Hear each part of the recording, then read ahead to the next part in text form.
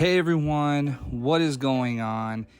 This week we had a crazy chapter, One Piece chapter 1056 called Cross Guild.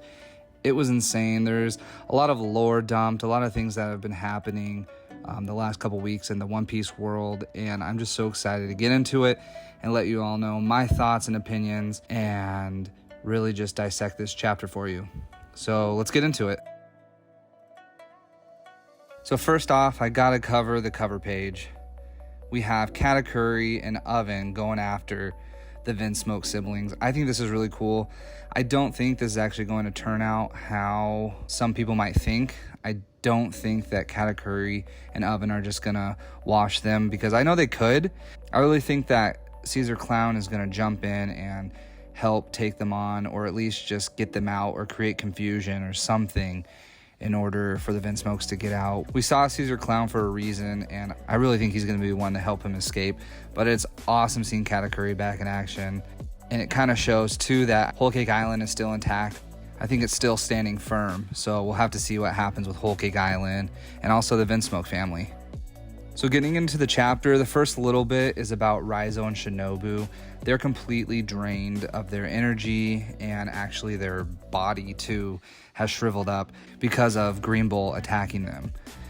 Kinemon is upset with himself because he was with Suru and he wasn't with them to help defend the country, and so he's upset, but everyone says that it's not a big deal and they were able to fend him off anyways, even though we know that it was Shanks who did that. Kinemon also mentions that Okobore town was reduced to ashes, so they're going to have to go and rebuild that and help raise that town again. The next bit is a little controversial for me. We see Carrot coming in, and she said that Inu and Neku called out for her and they needed to talk to her. And basically what happens is they make her the ruler of Zou. Now, why I'm not the biggest fan of this is because I did really think that whether you like it or not, Carrot was going to go with the Straw Hats. So I didn't see this becoming her pathway. I didn't see her becoming the leader and ruler of Zou. I really thought that Wanda was going to become the ruler. Now, this has a double-edged sword because I really love the fact that Inu and Neku decided to stay and help protect Wano. I think that's a great choice by them, and I actually love that.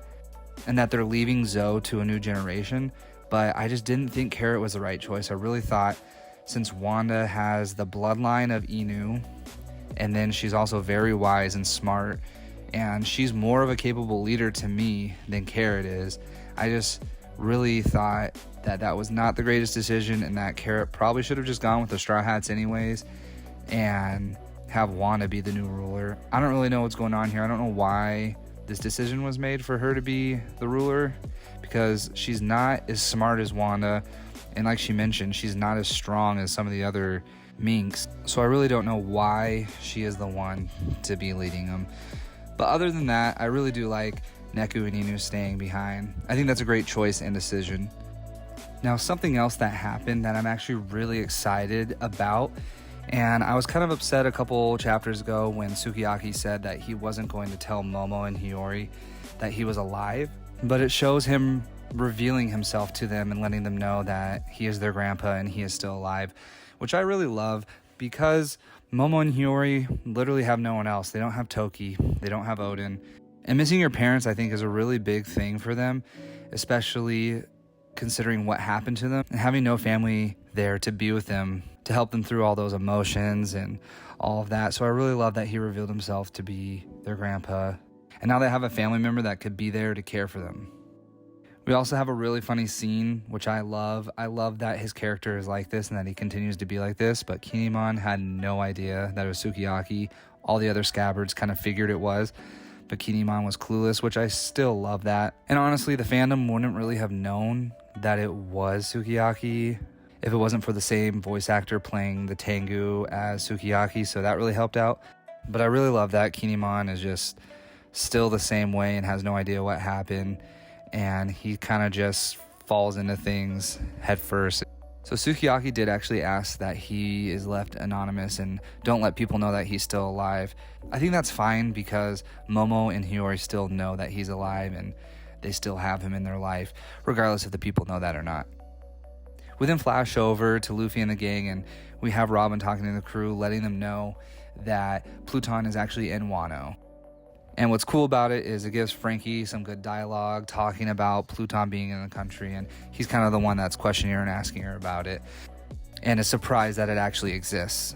I love the scene too, because then they ask Luffy if he wants it, and he just dismisses it and says he doesn't want it. But then they are wanting to know why Oden would want to unleash it, so we could possibly be coming back to Wano in order for them to unleash it, or Zoe could come back and Momo can unleash it when the time is right without even knowing if Luffy needs it or not. We then have Shinobu coming back, and she's looking younger and a lot better than what she was before after she recovered from being attacked by Green Bull. And we find out that Tama is going to be an apprentice under her, and when she grows up to be a powerful ninja, she wants Luffy to come back so she can be on his crew and join him. But the most interesting part of that scene is we have Caribou in the shadows learning about Pluton and saying that there's a certain someone who would love to hear this information. My guess is since that Robin and Law were down there and they learned that Pluton was there, I think Caribou is going to go and tell Kid and possibly join Kid's crew, which I think would be really interesting. They were both in the prison together, and it can very well be the way Caribou joins Kid's crew, which I think he would actually match up perfectly to joining his crew. We then skip ahead a couple days and we see Momonosuke going through his daily routine, but he then tries to look for the Straw Hats and they are all missing. He can't find them anywhere, but he is told by Hiyori that they have all left and they are at the port. Kinemon joins Momo and says that they didn't say bye to him either. They said bye to all the other scabbards, but not him. So I think that there might be a reason to this. I really don't know why they left them out. Maybe it's because they know they'll see them again, or maybe because they want them to come with them. I'm not entirely sure. Now we move to the ports, where Luffy, Law, and Kid are all arguing about which direction they're going to take. Because they have the log pose, they're all going in 3 different directions to 3 different islands. They're going to have to choose which ones they go to. Obviously, all 3 of them don't want to go to the same one, and they're all set to the same 3 islands, so they all want to choose between each island on where they're going to go. Law picks northeast, Luffy and Kid both pick the middle, and then they have to draw straws in order to see who goes to the middle and who goes to the other one. Luffy ends up drawing the short straw, so Kid gets to go to the middle island, and Luffy has to go to the one on the right, which is southeast. So Luffy says something that I feel like is not super characteristic of himself, but he does mention that he's the emperor and he should be the best at drawing lots. I thought it was kind of weird that he'd say something like that because he doesn't really care about titles and stuff, but Kid gets a little upset by it, but then ends up saying that it's annoying that Luffy's an emperor. But he says what even pisses him off more is that Buggy's an emperor. So then we get to see Buggy and figure out why the chapter is named Cross Guild.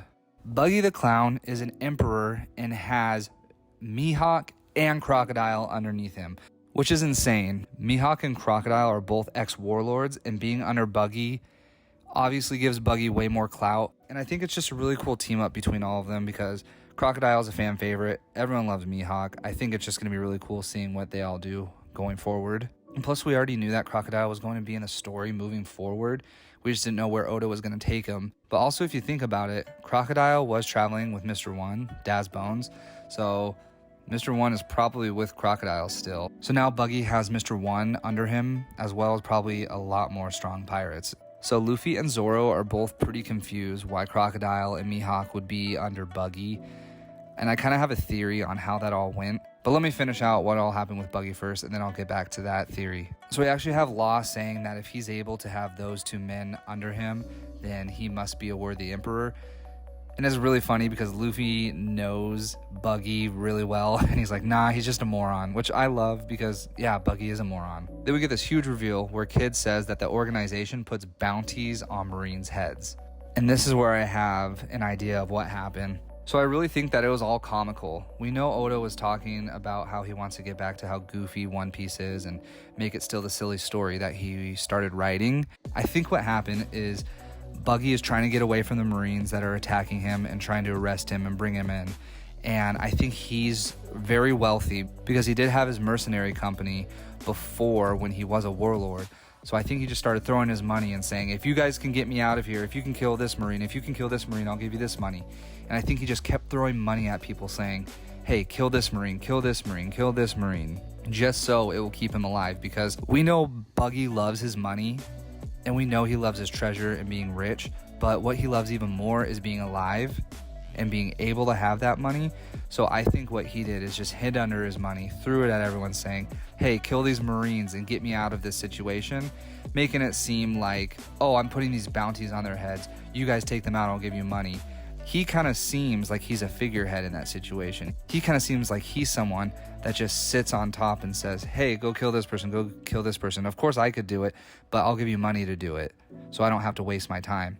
And I think it just got bigger and bigger and bigger and snowballed into this huge company now that he's a part of with Crocodile and Mihawk, so they can all scare the Marines away from them and not have them bother them. So again, I think it's Buggy just falling headfirst into a situation that he comes out on top of. We then see Law giving Killer and Kid a huge folded piece of paper, and they ask him what that is, and he let them know that it's a copy of the Poneglyph.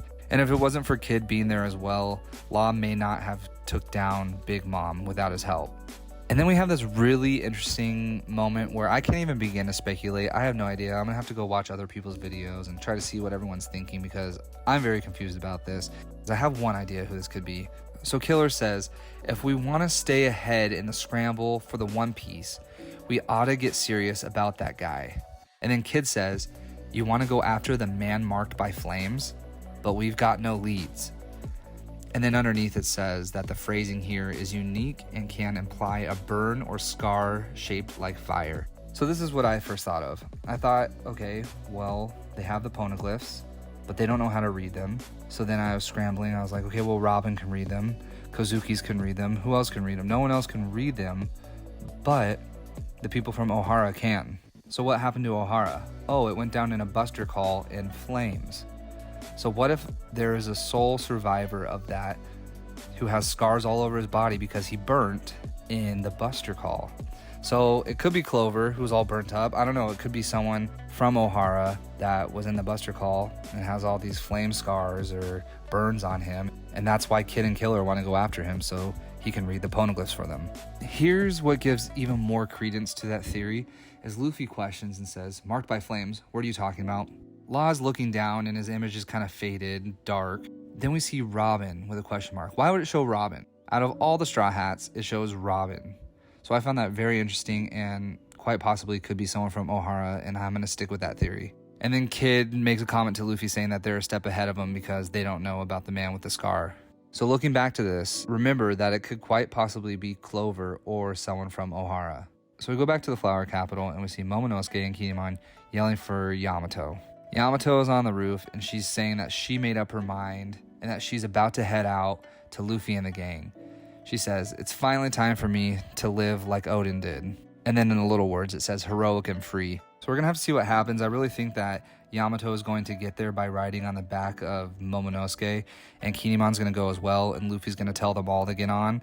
Because remember, Oda did say one after the other are going to join the crew, and I think all three of them might come along, but we'll just have to wait and see for that. But yeah, that was a crazy chapter. There's so many crazy reveals and mysteries that are left to be unfolded, and we're just getting into the meat and potatoes of this story and actually the end. So I'm so excited to see what happens.